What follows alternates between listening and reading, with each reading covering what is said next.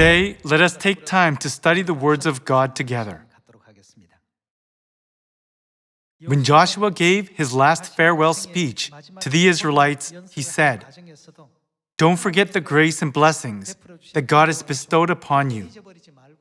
Never worship other gods or go astray." Joshua asked them to always remember the covenant God had given to them by faithfully keeping all the laws, ordinances, and decrees. Since God always gave Joshua abundant blessings, God allowed the Israelites to possess the land of Canaan, the land flowing with milk and honey, in his lifetime. Let us read Joshua chapter 1, verse 1 together. After the death of Moses, the servant of the Lord said to Joshua, son of Nun, Moses' aide, "Moses, my servant, is dead. Now then, you and all these people get ready to cross the Jordan River into the land I am about to give to them, to the Israelites. I will give you every place where you set your foot, as I promised Moses.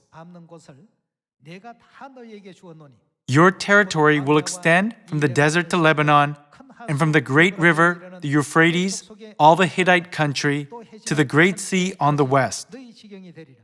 No one will be able to stand up against you all the days of your life. As I was with Moses, so I will be with you. I will never leave you nor forsake you." So what should we do? Be strong and courageous, because you will lead these people to inherit the land I swore to their forefathers to give them. Be strong and very courageous. Be careful to... What should we be careful to do? Obey all the law my servant Moses gave you. We should always be careful to keep God's laws, decrees, ordinances, and covenant. Do not turn from it to the right or to the left, that you may be successful wherever you go. Do not let this book of the law depart from your mouth. Meditate on it day and night, so that you may be careful to do everything written in it. Then you will be prosperous and successful. Have I not commanded you? Be strong and courageous. Do not be terrified. Do not be discouraged. For the Lord your God will be with you wherever you go.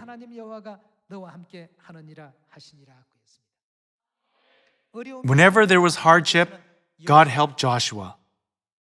Whenever there was difficulty, God gave him strength to overcome. God also gave him wisdom to be victorious. In this way, the land of Canaan, flowing with milk and honey, was acquired. In the process, did not the great work of God, stopping the sun and the moon, also occur? Let us take a look at that scene. While Joshua was conquering Canaan, we can see the amazing work of God who was with him all the way. Let us read Joshua chapter 10, verse 12. On the day the Lord gave the Amorites over to Israel, Joshua said to the Lord in the presence of Israel, "O sun, stand still over Gibeon. O moon, over the valley of Ajalon."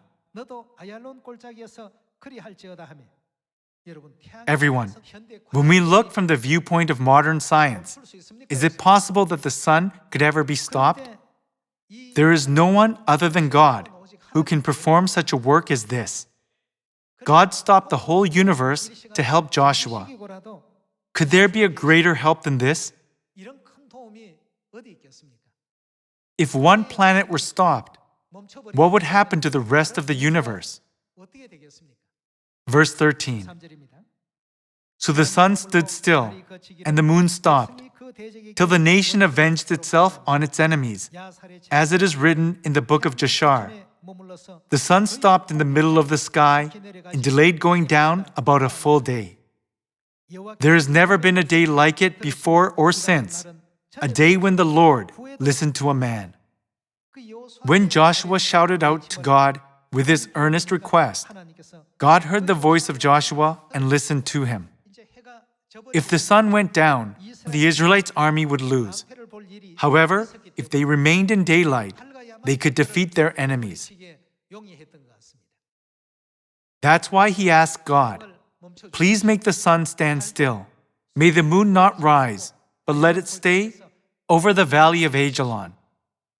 In this way, Joshua's army was able to defeat all their enemies. This amazing event had never happened before, nor will it ever happen again. Verse 14.